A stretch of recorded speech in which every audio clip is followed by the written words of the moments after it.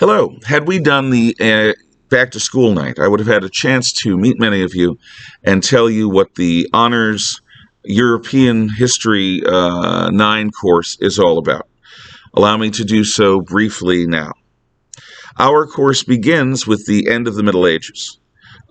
taking up where we basically left off at the end of the ninth grade Ancient and Medieval History course. We trace the Renaissance, the rebirth of, or the rediscovery, the reintroduction of the ancient Greek and Roman classics into a Christian civilization that had been building for the 1,000 years of the Middle Ages, and how this creates a new alloyed civilization, which is the basis of our modern Western culture. We talk about the Protestant Reformation, the impatience of Martin Luther, the splitting of the Roman Catholic Church, the right on both Catholic and Protestant sides, and those bases for 150 years of ongoing religious war. Those wars end with the Treaty of Westphalia in 1648, which begins our second unit, roughly contemporaneous with the second quarter, which covers the age of absolute monarchies, of Enlightenment philosophies, of revolution, the American and the French revolutions, and of the Napoleonic attempt to take over the world. The third unit, roughly contemporaneous with the third quarter, is the 19th century, the age where Europe is the first region of the world to industrialize, and with that industrial revolution, the development of the world's first truly modern civilization, and its conquest of the world during the age of Victorian imperialism. The various philosophies that come to try to grapple with the problems of industry, including,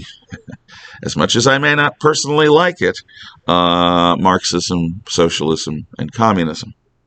as well as nationalism. During the fourth quarter, in the fourth unit, we study the 20th century up through the present day, from the beginnings of World War I, through the rise of totalitarianism between the wars, the fusion of nationalism and socialism in Germany, fascism in Italy, communism in Russia, and the imperial cult in Japan. We study how this plays out through the bloodiest war in human history up till now, the Second World War, and how the world changes as a result of that war, with the final solution to the Jewish question, the development of atomic weapons, and the decline of Europe in favor of the two superpowers, the communist Soviets and the free world led by the United States. We study then in the Cold War between the two, the end of the Cold War, and the development of global order, or chaos, depending upon how you look at it, as well as the revival of Islam and the rise of the war on terror, as well as the rise of totalitarian communist China. We bring things up to the present moment with wonderings about the roles that artificial intelligence, wet-wired cybernetics, genetic engineering, and other technological and cultural trends might have within the lifetime of your teenagers, as well as into the farther future, hopefully, which includes some kind of space travel. Thank you for your attention. Please be welcome to email me if you have questions or comments, and it genuinely is a pleasure and an honor to be teaching your kids. Take care.